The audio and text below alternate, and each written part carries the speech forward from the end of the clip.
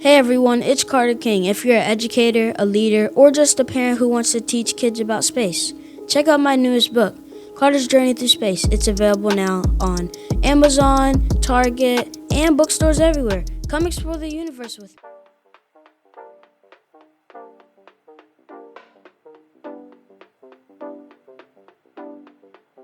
Welcome to another episode of the Contagious Culture Podcast. I'm your host, Kyle King, and the goal of this podcast is simple: to help you create environments where people thrive. Through real conversations, practical strategies, and powerful stories, we equip leaders, educators, and change makers just like yourself to build cultures rooted in purpose, performance, and authenticity. Because culture isn't something you talk about, it's something you live. This is the Contagious Culture Podcast. Let's get started. Welcome back to another episode of the Contagious Culture Podcast. I am your host, Kyle King, and the goal of this podcast is simple: to help you create ecosystems and environments where people thrive. Look, I have somebody on here today. Man, when I first met this guy, I just knew. I knew that he was the person that is just doing absolutely amazing things, and just not based upon what he's doing, based upon who he is. He is running an organization right here in Charlotte, North Carolina. And when I would say leading with heart, social innovation, and being able to be somebody that is the epitome of leadership in the city of Charlotte, this is your guy. RJ, how you doing, my friend? Man, that was an incredibly kind introduction. Man, Incredibly kind, but I'm doing well. I'm doing really well. it's so good to see you. I'm always filled with knowledge every time I get the chance to talk to you. So I'm super excited for this conversation. But for many of the listeners who haven't met you before, that haven't experienced what you all have been able to accomplish for the city of Charlotte, how would you introduce yourself without using any titles? And what would you say your mission is for the city of Charlotte? Man, that's a great question, especially without titles. I love that. Titles can get in the way of so much, right? We love our titles. Yeah, And at my heart, I'm a people person. I love connecting people to purpose, and I love connecting people to organizations that are doing great work. And I feel like I've done that in every role and title I've had in 25 years. And something you said, even to set up this show, creating environments. I'm passionate about creating environments for organizations, but also informally creating environments like you do right here for this podcast. Those are all ways to engage people, is creating the right environment. So I would say, yeah, I mean, that's something I'm passionate about, is connecting people to purpose. I love that. I say this all the time, but people in the social impact space, there's a lot of passion, there's a lot of purpose, but there's a weight that we often carry, Yeah. that we don't get the opportunity to be able to share. But many of us understand and we empathize with that weight. So instead of just talking about the weights that you're carrying, what's keeping you excited and energized these days? Oh, wow. Honestly, because of the work I'm doing now with Mission Charlotte, I get to interact with leaders throughout the city of Charlotte and actually across the country now too, but definitely in Charlotte, who are passionate, who are really just figuring out how to get work done in the social impact space. We know all the constraints, like you said, we all know the negatives. Those don't need to be repeated. But the people I'm meeting with now are not letting that get in the way of their mission, Of whether it's course. serving people or a specific population, or tackling a specific problem in our city. They're just going after it, and they don't No, even really look at these obstacles anymore the way I did. I think meeting with a younger generation has given me so much hope. mhm. I am a little bit older now than I used to be, and I'm starting to meet with people who are half my age, Yeah. literally, but are going after it. I'm learning so much from them. I'm learning so much from the 20s and early 30s, who are doing things differently than I did, and I'm just learning a lot. I really appreciate you referencing the cross generational Mm. mentorship, but opportunities that we get to bridge those generations together. What are you seeing though, RJ? You recognize that you sit in a different generation. A lot of the younger generation is passionate, is innovative. There's a lot of like there's a Yeah, lot of innovation, right? So yeah. funny because I have these things written down. Words.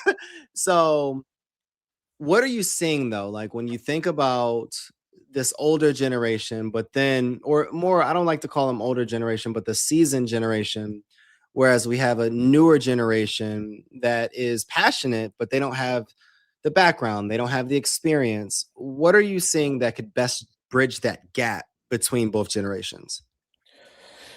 So I probably have a couple thoughts. My first is on the first half of that question. I'm really seeing that the younger generations worrying less about what structure and just going. And so a lot of them are, a lot of these are for-profit social impact ventures. Some are nonprofit. It seems to be less about trying to put what they're doing in a box. It's trying to use whatever structure best fits them, which I really love seeing. So I love a lot of businesses that are being started to tackle problems, as well as nonprofits, realizing those are just structures.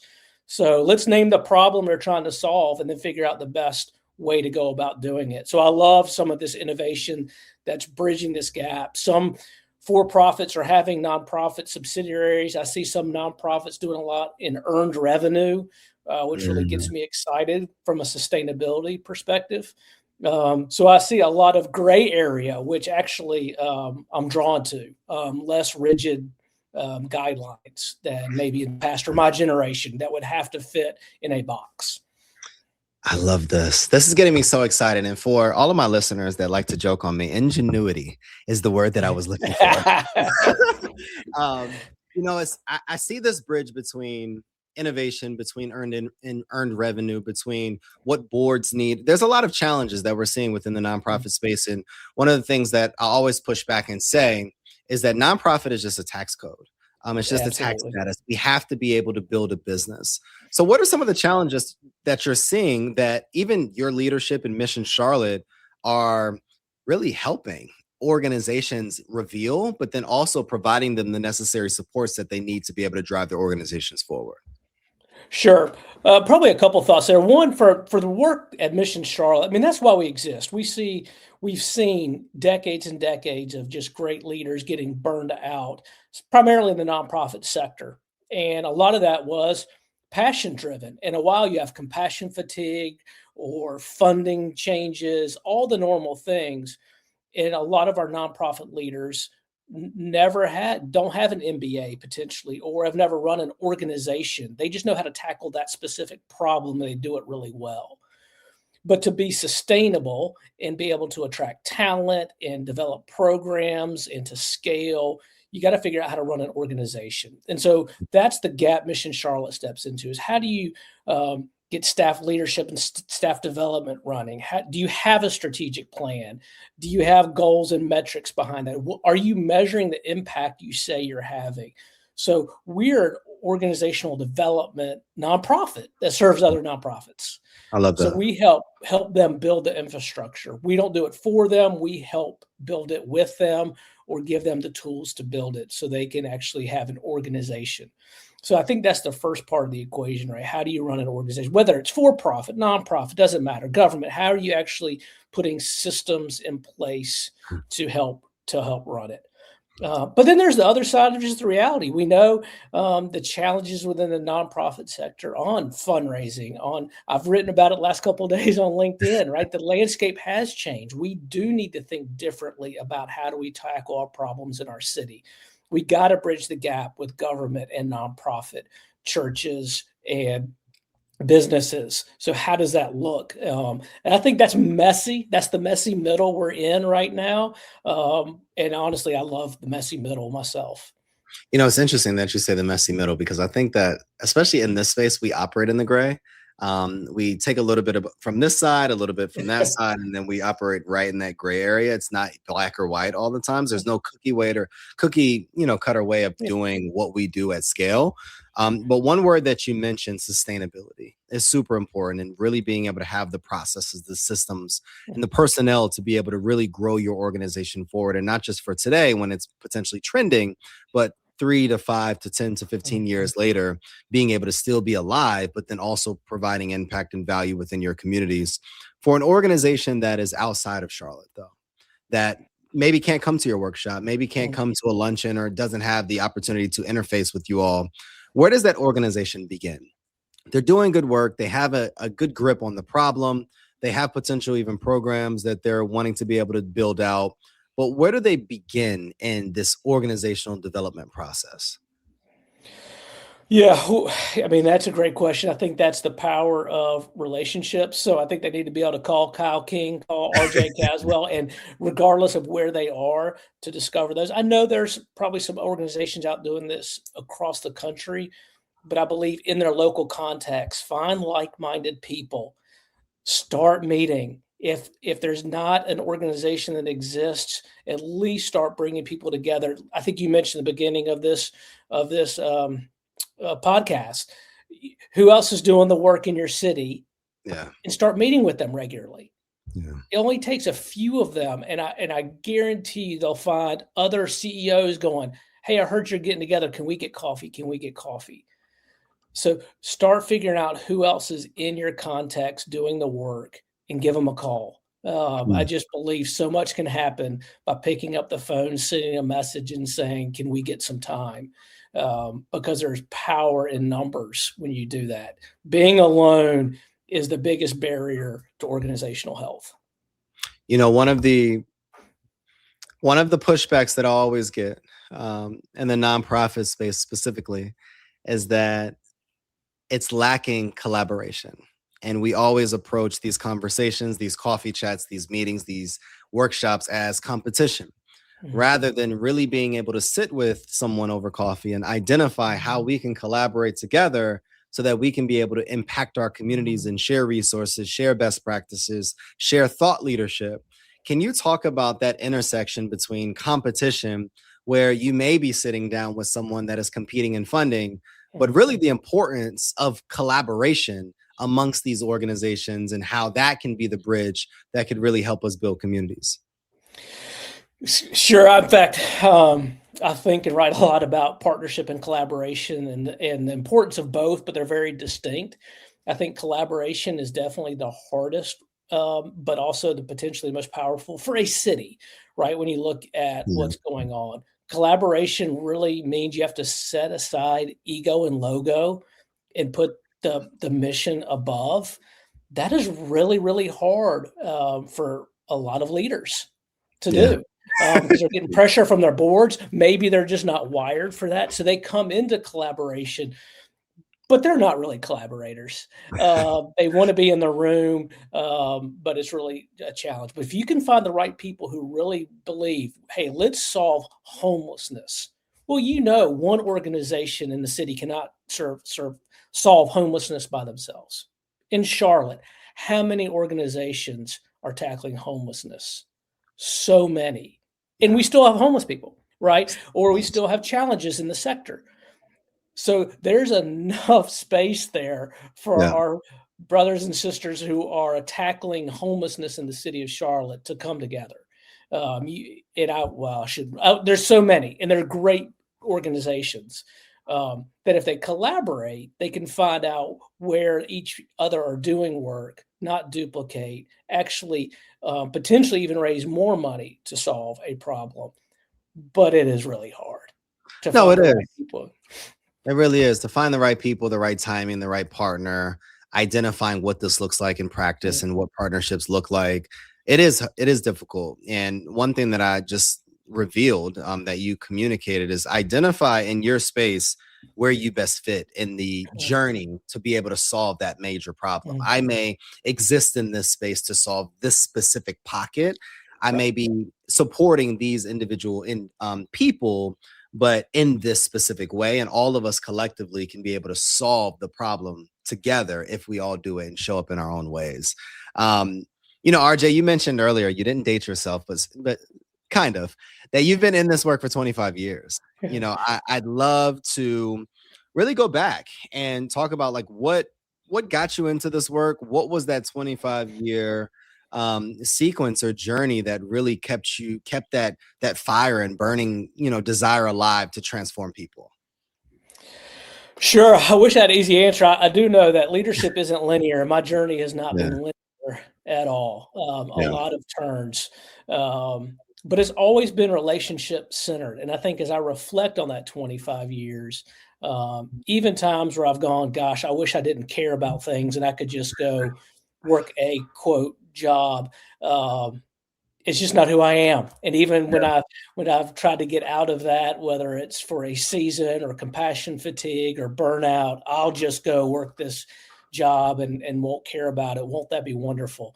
It's just not who I am. Every time I've done that, I realize really quickly that I'm a purpose-driven person. I want Mm. change. I want to see change individually and collectively. And so that's really what's kept me. I've been in a lot of different sectors over 25 years.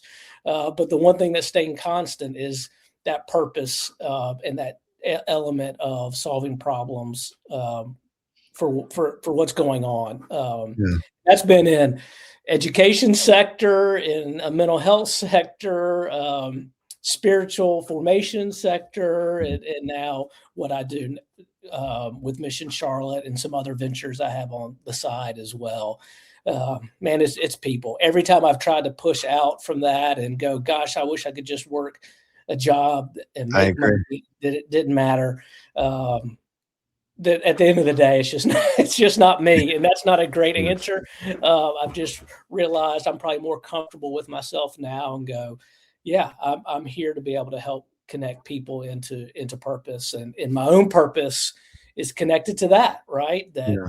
I want change to happen, and that only happens through relationships.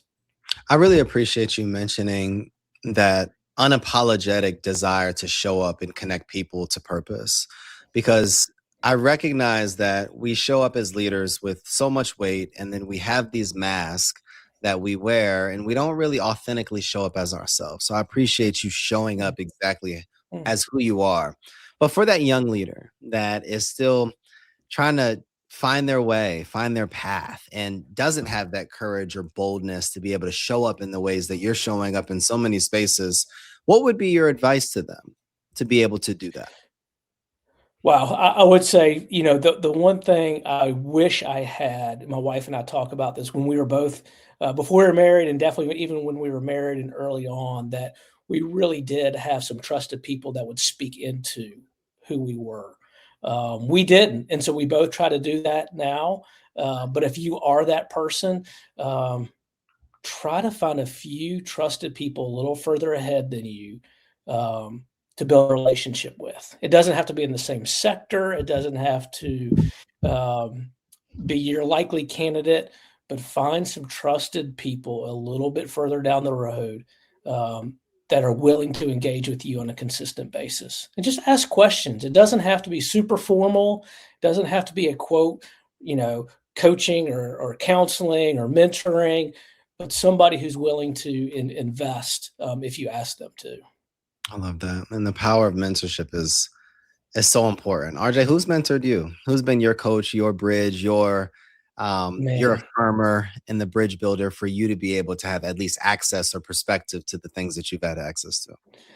Man, there's been so many older than me, so many my age, and then honestly, we talked about the younger generation. I'm learning and being mentored by the younger generation right now, which has been fascinating. But I remember when I went on staff at a church in 2009, out of the blue.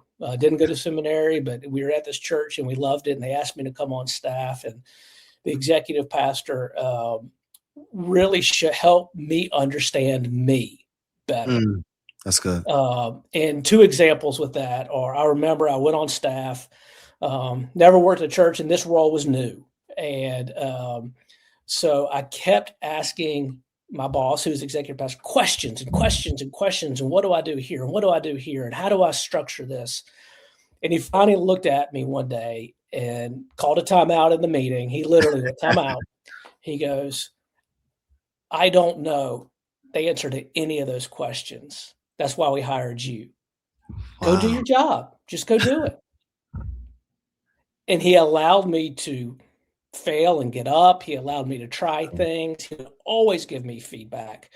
But he was clearly, hey, I hired you to be a leader. Go do it. Oh, lead. So he gave me permission. And I guess that was the big thing, permission. to be me. And then the second time was I was meeting with him and I was honestly whining, right? I was in a one-on-one meeting with him, my normal weekly, literally whining. Oh, I have all this to do. I'm overworked. Of course, that was work I put on myself. And I just described the situation and why I was overwhelmed. And he again called a timeout and he said, RJ, you know you love this, right? I said, well, what do you mean? He goes, you love spinning plates. I watch it. That's just who you are. Now, we need to help you with some organization and how to manage it, but you know you love this. And he was just smiling ear to ear, and it made me pause and go, you're right. I love being able to be involved in all these other areas. It was just my management of it, and how to structure my weeks and time management. But the actual things I was saying were problems. They weren't problems at all. I loved it. So he, again, allowed me to see myself much better. RJ, what is that person's name? Because I just believe in sharing generosity, and because that person has legacy. Oh, for sure. It was for sure. Mark Hoffman. Yeah, he now lives in Knoxville, Tennessee, and we still connect, not as much as I'd like, but here and there. But for many years, he's the one who helped me see myself. And why do you think? Because I've been having this conversation a lot about in this personal development, just development process. There's an unbecoming and an unmasking and a revealing that we have to go through to really be able to recognize who we are and where are our gaps and where are our strengths so that we can be the best leader, the best father, the best husband. And I believe it shows up everywhere. Once you become a better person, it really shows up in all areas of your life. But why is that so important? Because you didn't talk about metrics. You didn't talk about productivity strategies. You didn't talk about all that. You said this person gave me permission to be me and allowed me to be me, and then continue to enhance my ability as a person before my title or all of these other things. Why is that so important? Oh gosh, clarity, right? Personal clarity on, for me in my faith, how God wired me. And I was confused for honestly most of my professional career until Mark helped me see better who I was. Now, some of that was during that period, we did a lot of assessments, strength finders, and Enneagram. And now I have an entire document with every assessment I've ever done. And it's all in one document. And it really tells a story, right? Those are just pieces. I'm quick to say assessments are helpful tools, but don't let them put you in a box. But for me, in 2009, when we did strength finders as a staff, it was the first time I went, oh my gosh, that's why these other jobs were so difficult and were so draining. And oh, that's why over here, these are the things that bring me life. I'm really good. And at the same time, why day-to-day management has always been a struggle for me. Why I've always struggled with paperwork and detail. I can't say I just can't do it, right? Parts of my job still required it. But it gave me an awareness of why those were harder for me than other things to do. What has been your slingshot moment? And I describe a slingshot moment as the moment that really pulled you back. It pulled the curtain back on RJ, and it potentially even humbled you or just taught you the most about who you are today, and you pulled you back to be able to get you to the leader, to the father, to the husband that you are today. I mean, it was probably one during that season would be one of them. I've probably had multiple hearing that slingshot moments. That's one of them for sure. And I think probably in the last couple of years, being reinvigorated to be more of who I am. I think for a long season, I did a job because it's what I was asked to do. And it didn't really bring me joy or life, and I could do it, but it really took everything out of me. And now trying to figure out how I continue to do the things I'm really good at, realizing there's still going to be pieces that you have to do for all kinds of jobs or professional roles.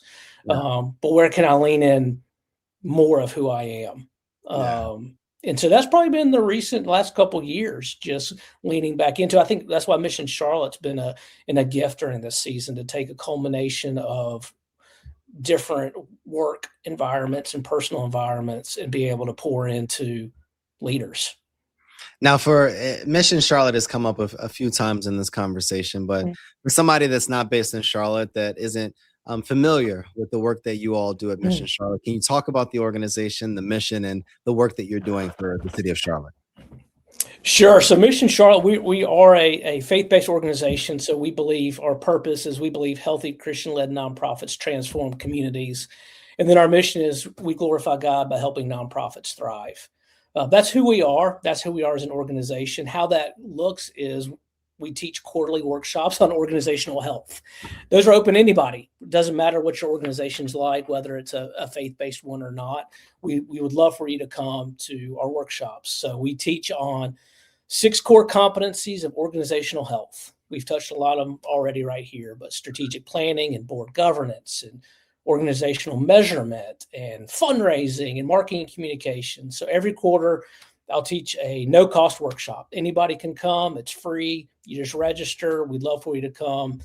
And what I tell everybody at those workshops is we're going to give you some really good teaching and content. I believe that. But just as powerful is you're going to be in a room with 30, 40, 50, 60 other leaders that you need to meet, that you need to build a relationship with, that you need to build community with. And then I do coaching after those workshops. So I provide one-on-one coaching, no cost, to nonprofit leaders who want to get better in their organizations. Typically that's connected to organizational health, but sometimes it's, man, I'm about to leave my job, help me out, right? Yeah. It really depends on that situation. And then we offer now fee-based consulting as well. So if there's a nonprofit here and realize they really need help with their board, we can provide board retreats, board governance help, board workshops, strategic planning processes, all right here. And we're all focused on Charlotte. So as the name says, Mission Charlotte, we really want to see our city flourish. And our role is helping those organizations be better at what they do. You mentioned one phrase, organizational health. I'd like to know, for listeners listening in, how do I know that my organization is healthy versus unhealthy? Like, what are some of the things that, and I know it's probably a lot. Yeah. What are some of the things? It is. So, I mean, it's a great question. I think we all wrestle through that. The way we're using it now, we have an assessment tool called the Thrive Index. Our friends in Raleigh, Mission Triangle, created this tool. It's just a tool, right? It's 60 questions. Anybody can take it. But if your organization, and there's a lot of assessments, there are good ones out there. But it's 60 questions, 10 questions on each of those 6 areas. And it'll give you a snapshot in time, how we're doing. It'll really provide feedback to go, we're doing these areas really well. These areas we haven't touched, and we know that. And then here's areas we have no clue what's going on. And the purpose, right, is to build a plan. To go, okay, knowing, and I hate to say the old G.I. Joe thing, knowing is half the battle. We know now, instead of just either working so hard that you avoid it or you intentionally avoid it, without having a clear view of where your organization is. And typically that comes out, again, in how's your board doing? Does your board even know their role? Does your board chair know what a board chair does? What's the board do versus what's the executive director do? Are there clear swim lanes for everybody? Yeah. Is there a strategic plan? Are you actually following it if you have one? And then really organizational measurement, right? We say we're having this impact, but we're just giving you a bunch of, we're just giving you a lot of outputs. We're not giving you any outcomes. So how do we tackle that? There's other things too, of course, but those are really the areas we see most organizations really need help with. How are you defining the word impact? Because I believe that, especially in this space, impact is a loose term that we just throw out there, that we're making an impact. In corporate spaces, impact is very, it's driven by dollars, it's driven by metrics, expansion, growth, scalability. Like it's very defined. But how do you define impact for our listeners listening that probably as loosely use it as I do sometimes? Sure. I don't know if I have a great definition off the cuff, but I would say when we teach impact, it really is about the change you want to see. Is it happening? Is that change It's happening. happening? That's good. And I think the biggest disconnect is most nonprofits say impact, but they're really just looking at outputs. How many people came? Mm, If you that's put good. it in the context for Mission Charlotte, That's good. when I teach this, how many people come to a workshop is really cool. It can really fill my cup. Oh man, we had 50 leaders come, but I don't know if it had an impact at all. It's output. They could have come because we had good snacks, because Feeding Charlotte's a great partner, and Rich Armenia provides snacks for everybody. And there was Twinkies at the last workshop, right? I don't know if impact is happening at all. I just know we had good outputs. Outputs are important, but that's not outcome. So impact's got to be tied to outcome. Are you measuring the change you say you want to see? Are you tackling the problem? And that is just a much deeper level. And I would say it's also an opportunity that if you start measuring it, you can actually go to funders and demonstrate change is actually happening, not just more people came to a workshop. Tell me more. What would that look like? Well, for us, in our context, right? So we would say we have a theory of change, and we teach a theory of change. We don't have time to go through that. We have a really great template I can share with anybody to go, how do you believe change is happening in your organization? So you really start with, what do you want to see? What problem are you trying to solve? And you work backwards from that. So for us, if we say we want nonprofits to thrive, well, we got to define thriving. Okay, for us, that's organizational measurement on the Thrive Index, that health. And then how do we know they're getting better? Because they're connected to Mission Charlotte. So that's the hard work we have to figure out. It's not just how many come to workshops. It's not how much coaching I do, even though I'd love to say that's a part of it. But unless I can connect my coaching for them making a step towards a better board or a step towards implementing their strategic plan. Hey, it's Kyle. Sorry to interrupt your programming, but I got a quick culture check for you. How's your team's energy right now? I mean, literally, right now. Are people feeling inspired? Or are they just showing up? See, here's the truth. Culture doesn't change because we talk about it. It changes because we live it actively every single day. And that's what I help organizations do. Build contagious cultures that people actually want to be a part of. Through keynote talks, interactive trainings, and hands-on consulting, I help leaders transform the way their teams connect, perform, and grow. So if your culture needs a little bit of spark, let's light it up together. Visit theculturelab.org, again, theculturelab.org, or connect with me directly on LinkedIn at Kyle S. King to learn more about how we can work together. Because remember, your culture is contagious. Make it worth catching. Now let's get back to the program. Then we're not actually completing what we say we're going to complete, which is thriving nonprofits. So every nonprofit should be able to start with impact and go, what are we trying to solve? What change do we want to see?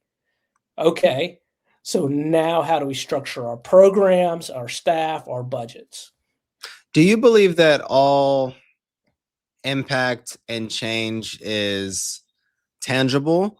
Or what if we're working with nonprofit organizations where it's not as black and white, the change or the transformation? Or do you believe No, I think a lot of change is tough to measure. I worked at a church for 12 years, right? Okay. The change we wanted to see is, spiritual formation or deeper faith, which how do you measure deeper faith? How do you measure it?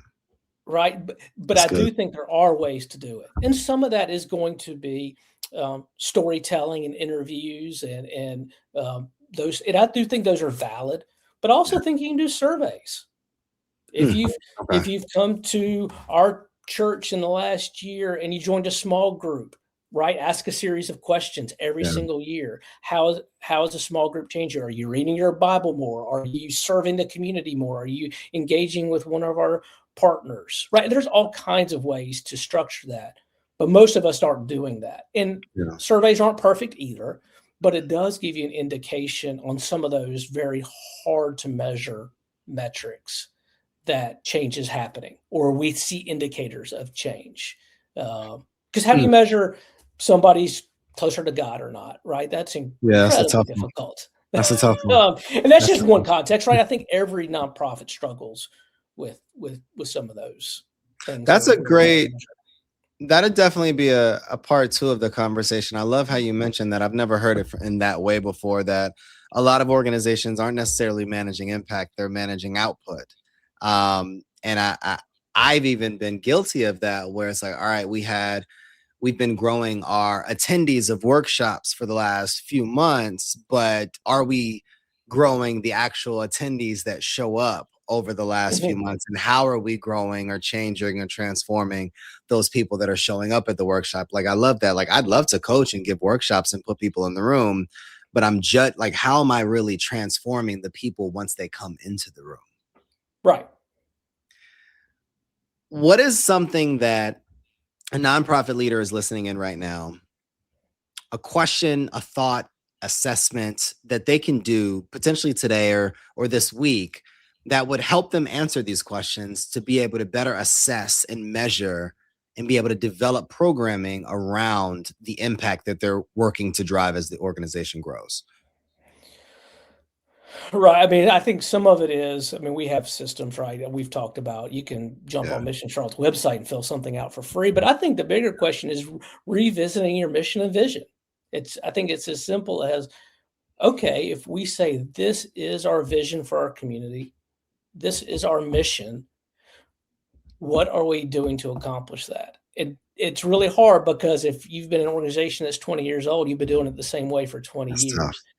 Yeah. You need a space where you can look at your mission and then work backwards and just start asking questions. Pull in a friend who's never volunteered with your organization, who's never given a dime to your organization, and give them your mission statement and say, what do you think?